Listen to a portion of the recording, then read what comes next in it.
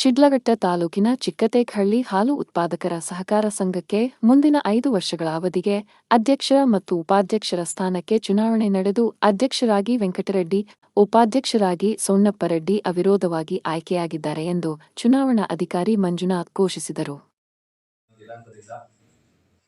ಮುಂದಿನ 5 ವರ್ಷಗಳ ಅವಧಿಗೆ ಪದಾಧಿಕಾರಿಗಳನ್ನು ಆಯ್ಕೆ ಮಾಡೋದಕ್ಕೆ ನಾವು ಈ ದಿನ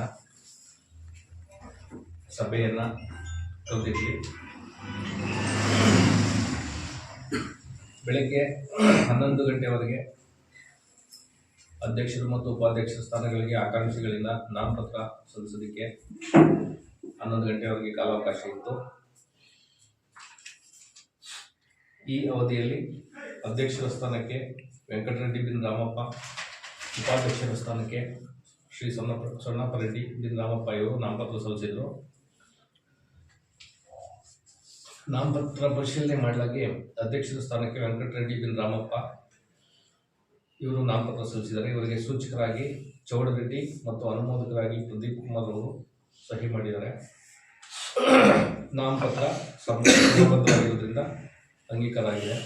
ಉಪಾಧ್ಯಕ್ಷರ ಸ್ಥಾನಕ್ಕೆ ಶ್ರೀ ಸೊಣ್ಣಪ್ಪರೆಡ್ಡಿ ಬಿನ್ ರಾಮಪ್ಪ ಇವರು ನಾಮಪತ್ರ ಸಲ್ಲಿಸಿದರು. ಇವರಿಗೆ ಸೂಚಕರಾಗಿ ನಾಗೇಶ್ ಮತ್ತು ಅನುಮೋದಕರಾಗಿ ದೇವಪ್ಪ ಇವರು ಸಹಿ ಮಾಡಿದರು. ಇದು ಸಹ ಕ್ರಮಬದ್ಧವಾಗಿದ್ದರಿಂದ ನಾಮಪತ್ರ ಅಂಗೀಕಾರ ಮಾಡಿದ್ದೀವಿ.